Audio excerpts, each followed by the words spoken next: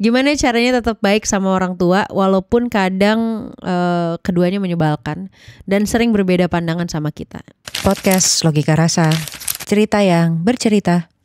Hari ini setelah episode tentang menjadi teman yang baik, gue beranjak lagi memikirkan kenapa gue tetap harus jadi anak yang baik. Atau kenapa kita tetap harus baik ke orang tua kita walaupun mungkin kita merasa diperlakukan tidak baik gitu. Sering beda pendapat, sering berantem sama orang tua kita. Tapi conclusion gue ketika gue beranjak dewasa baru-baru ini adalah gue harus mencari why. Kenapa gue harus menjadi anak yang baik. Selain disuruh sama Allah Subhanahu Wa Taala ya. Tapi gue mencari why-nya. Karena ketika orang tua menyebalkan ada pertanyaan kayak sekelibet, kayak harus gak sih tetap baik sama mereka gitu. Gimana caranya tetap baik sama orang tua walaupun kadang keduanya menyebalkan dan sering berbeda pandangan sama kita. Ini menurut gue topik yang agak sensitif juga ya, karena sebenarnya gue jadi kayak menghasut gitu. Enggak. Tapi menurut gue ini pertanyaan yang sangat manusiawi yang ada. Mungkin teman-teman juga bertanya hal yang sama. Karena seiring kita bertumbuh dan berpikir mandiri, hubungan dengan orang tua kadang gak seharmonis waktu kita masih kecil. Karena orang tua bukan selalu benar, tapi mereka juga manusia. Pertama-tama tuh penting untuk jujur. Iya, orang tua bisa menyebalkan. Mereka bisa keras kepala, suka memaksakan kehendak, dan seakan gak mau mendengar pendapat kita.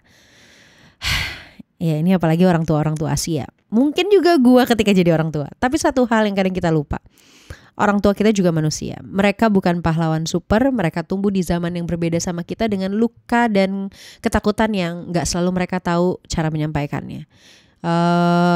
Penulis Mitch Albom di dalam bukunya Tuesdays with Morrie, mungkin teman-teman udah yang pernah baca, ada kutipan yang gue suka banget. Dia ngomong gini, behind every parent stands a child who once asked for love.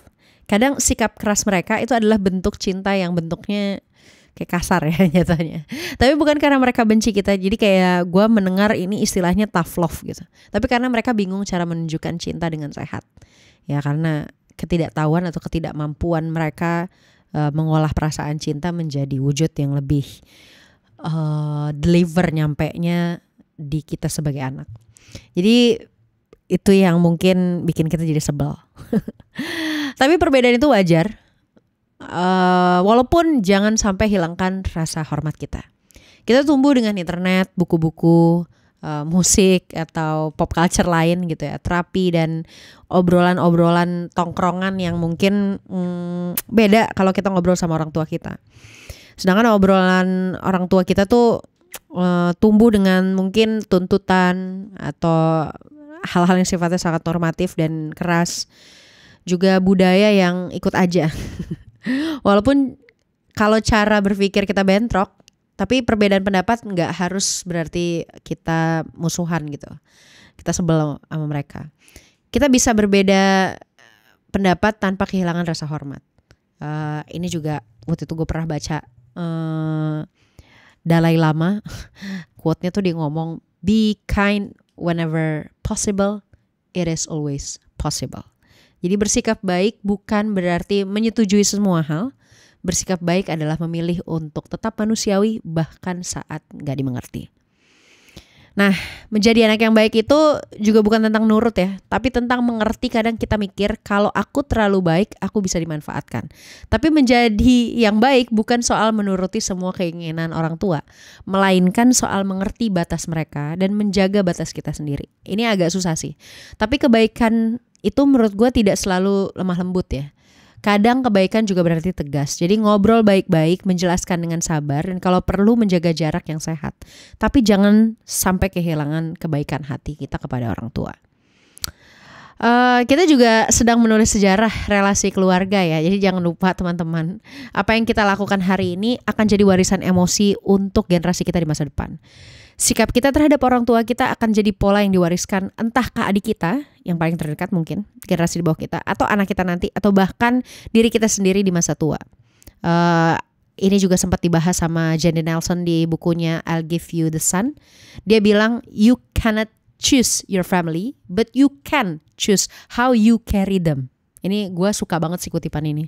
Kalau kita bisa memperbaiki sedikit pola lama, mungkin generasi setelah kita nggak harus memikul luka yang sama. Dan ini yang sedang gue highlight dan gue mencoba mempraktekannya adalah dengan maaf, menerima dan memaafkan itu bentuk dewasa paling dalam. Kadang kita menunggu orang tua kita minta maaf, padahal yang lebih penting adalah memaafkan meski tanpa permintaan maaf. Itu bukan mereka nggak mau ya, tapi menurut gue itu buat kita supaya kita nggak hidup dalam kemarahan yang nggak selesai. Ini juga gue pernah baca di buku The Things You Can See Only When You Slow Down, kayak karyanya Haemin Sunim. Dia bilang, when you let go of your anger toward your parents, you will feel lighter.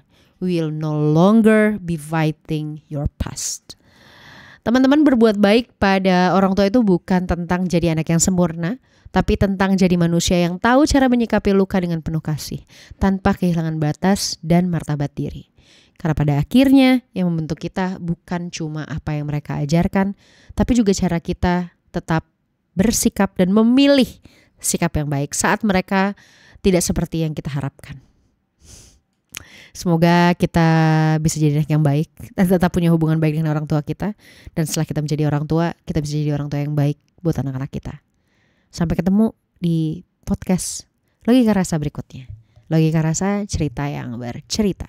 Bye.